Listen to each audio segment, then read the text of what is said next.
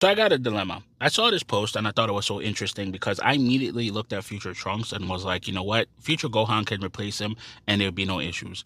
And then I got sad because even though Future Trunks was kind of cool for the moment, he was only cool because he was a mysterious Saiyan. But once it was cleared up, it was kind of like, okay, cool. He hasn't brought anything else to the whole situation.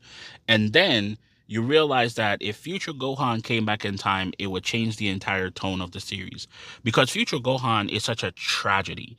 What happened with him was he was fighting for 13 years by himself, starting from the age of 10 all the way to 23, and then he passed. If he was supposed to somehow survive what happened with the androids and then go back in time to warn the Z Fighters, I think that it would change the entire tone because they would now have to equate the damage done to that 23-year-old to the 6-year-old that's standing next to them. And I think it would make all of them take it a lot seriously. Like when you look at Trunks, he came back in time. That's a pretty boy in a nice jacket. But if you look at Gohan, no matter what he wears, you see the scars. And Goku especially would be pissed. Like a lot of people forget, Goku was a savage. And Android 8 had to calm him down. Essentially, what you're looking at is a switch from Goku to Kakarot, and that's not really a personality change, but, just to kind of prove a point here, what essentially would happen here is that we would go from having this happy, fun, happy-go-lucky type of Goku to Kakarot. And he would be murking people left and right just for the simple fact they showed up. Like, could you imagine all you see is this little cutscene of like the regular folk in town talking about, hey, Sally, are you ready for our date tonight? Then all of a sudden, boom, mountain disappears in a flash. And then the news come on like on tonight's news, Mount Vesuvius, our favorite walking path, has disappeared off the face of the map. More at 9 as we investigate.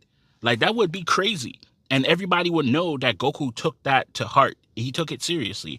And then it'd be even worse if Chi-Chi saw Gohan.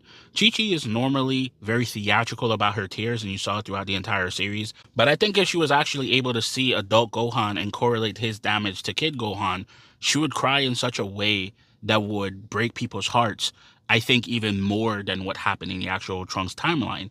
And it's just for the simple fact that there was so much damage done to this person. Like in real life, our parents actually see us in multiple forms. They don't just see us as we are. They see us as we are, as we were, and especially as a baby.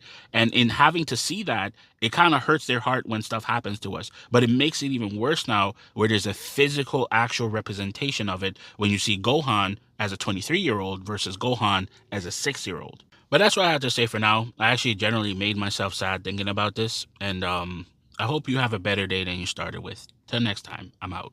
Peace.